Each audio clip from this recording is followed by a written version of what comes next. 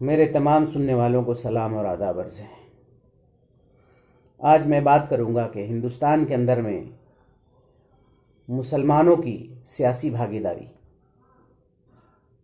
اگر میں آپ سے پوچھوں کہ ہندوستان کے اندر میں آج مسلمانوں کے رہنما رہبر کون ہیں، تو ظاہر سی بات ہے آپ کا ذہن دور دور تک جائے گا اور پھر واپس آ جائے گا اور نتیجہ یہ نکلے گا کہ مسلمان کا رہنما، مسلمانوں کا لیڈر تو کوئی کہیں سے کہیں تک، کوئی دور دور تک نہیں دکھتا ہے۔ حالانکہ ایسی بات نہیں ہے، مسلمان لیڈر تو ہیں، دوسرے پارٹیوں میں سینکڑوں کی تعداد میں مسلمان لیڈر ہیں، لیکن مسلمانوں کے لیڈر نہیں ہیں۔ وہ اپنی پارٹیوں کے لیڈر ہیں۔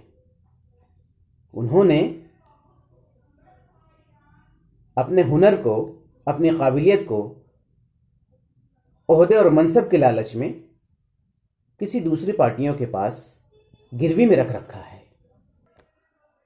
آج پورے ہندوستان کے اندر میں 30 کروڑ سے زیادہ مسلمان سیاسی بے وقتی کے شکار ہیں۔ سیاست میں کوئی ان کی کچھ ان کا چلتا ہی نہیں ہے، جس کی وجہ پتہ ہے کیا ہے؟ کہ انہوں نے اپنی سیاست، اپنا لیڈرشپ، اپنی رہنمائی کے بجائے دوسروں کے پارٹیوں کا جھنڈا ڈھونا بہتر سمجھا، دوسری پارٹیوں کا جھولا ڈھونے میں زیادہ مصروف ہو گئے۔ یہی وجہ ہے کہ آج مسلمان سیاسی بے وقتی کا شکار ہے۔ یاد کیجئے، جب ہندوستان غلام تھا، 1857 میں جو آزادی کی بگل بجائی تھی، مسلمانوں نے ہی بجائی تھی۔ سارا محنت کی شروعات مسلمانوں نے کی، اور 1947 میں ہندوستان کو آزادی ملی۔ پھر بدقسمتی، بہت افسوس کی بات کہ ہندوستان کے 2 ٹکڑے ہو گئے، ایک پاکستان اور دوسرا ہندوستان۔ لیکن جو لوگ ملک سے محبت کرتے تھے، وہ اپنے وطن کو چھوڑ کر کے کہیں نہیں گئے۔ جب آزاد ہو گیا ہندوستان، مسلمان کچھ پاکستان چلے گئے، باقی سب ہندوستان میں رہ گئے۔ اس وقت مسلمانوں کے اندر میں ایک بڑی بے چینی، بہت اضطراب، بہت پریشانی تھی کہ اب ہمارا کیا ہوگا، اب ہمارا کیا ہوگا۔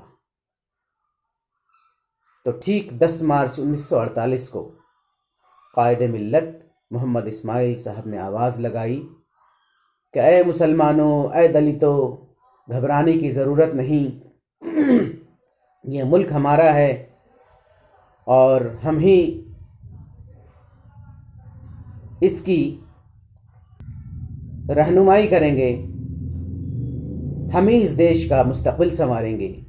اور 10 مارچ 1948 کو اسی غور و فکر کے تحت انڈین یونین مسلم لیگ، جو ایک پولیٹیکل پارٹی ہے، اس کا قیام اور اس کا وجود رکھا گیا، اور پورے ہندوستان میں آواز لگائی گئی کہ ایک ملک ہمارا ہے، سیاست بھی ہم ہی کریں گے اور وزارت بھی ہم ہی کریں گے، اور ہم تمام لوگوں کے لیے کریں گے۔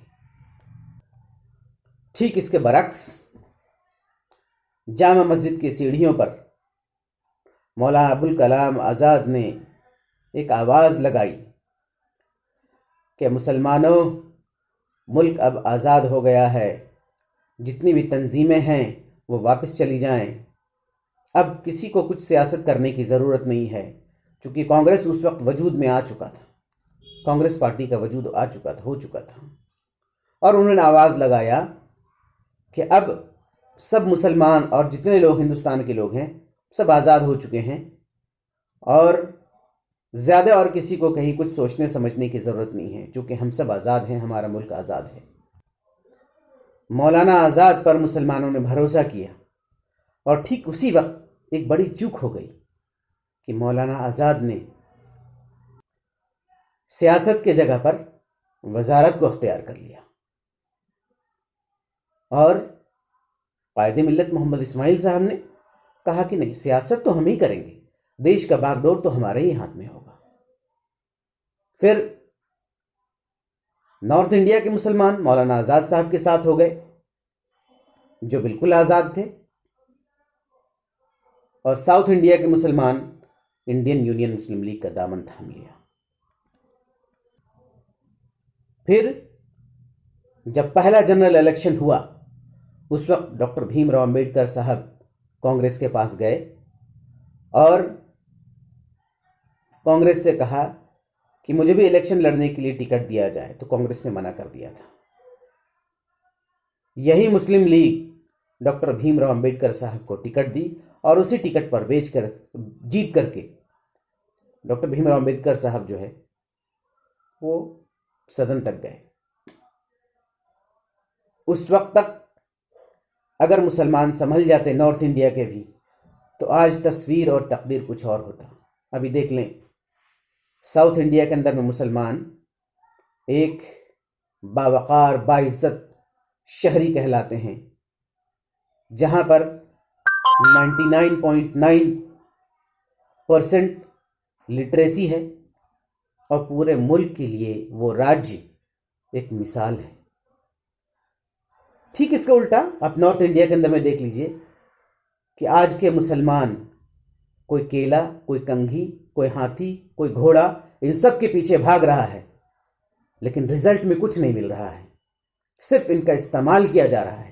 اور جو مسلمان لیڈر ہیں وہ کٹ پتلی بن کر کے اپنے ٹیلنٹ کو گروی میں رکھ کر کے عہدہ اور منصب پر بیٹھے ہوئے ہیں۔ یہ نارتھ انڈیا کے مسلمانوں کے لیے بہت افسوس کی بات ہے۔ ہاں، کچھ مسلمان لیڈر ہیں جو ہمیں اس سے خوب ڈراتے ہیں، کبھی مندر، کبھی مسجد، کبھی کچھ، ان کا کام صرف ڈرانا ہے اور جذباتی تقریروں سے لوگوں کے اندر میں جوش بھرتے ہیں۔ کہاں ہے وہ لیڈر جو مسلمانوں کو ادھر ادھر کی بات بنا کر کے اور بتا کر کے ان کو بیوقوف بنانے کے بجائے مسلمانوں کو بے یار و مددگار اور لاوارث سمجھنے کے بجائے ان کے وہ مسئلے اٹھاتے جس سے واقعی میں ان کے اندر ایک آتم سمان کی بات گھر کر جاتی اور وہ سماج میں برابری کا درجہ پاتے۔ لیکن مسلمانوں کے اصل مدے پر کوئی دلچسپی نہیں لیتا ہے۔ موجودہ دور میں زیادہ تر مسلمان دوسری پارٹیوں کے کٹ پتلی بنے ہوئے، جو کہ میں نے آپ کو پہلے بھی بتایا ہے۔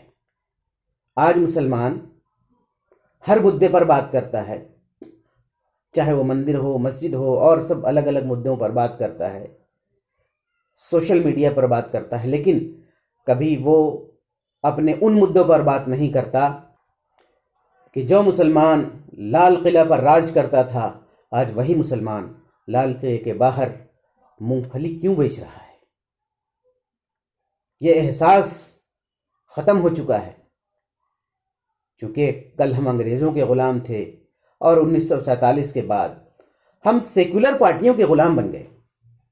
میں یہ نہیں کہتا کہ سیکولر ہونا کوئی غلط بات ہے، لیکن سیکولر پارٹیاں جو ہیں وہ ہمارے لیے جو ہے میٹھے زہر کا کام کر گئی، اور بہت افسوس کہ نارتھ انڈیا کے مسلمان اس بات کو نہیں سمجھ پائے، اور وہی بات آج چیخ چیخ کر کے انڈین یونین مسلم لیگ تمام لوگوں کو سمجھا رہی ہے کہ آؤ، اگر تمہیں اپنا عزت، وقار اور ڈگنیٹی چاہیے تو تھام لو ہمارا دامن، تمہارا مستقبل نارتھ انڈیا کے مسلمانوں کی طرح ہو جائے گا، جہاں ایک باوقار عزت شہری کے طور پر پوری دنیا تمہیں جانے گی۔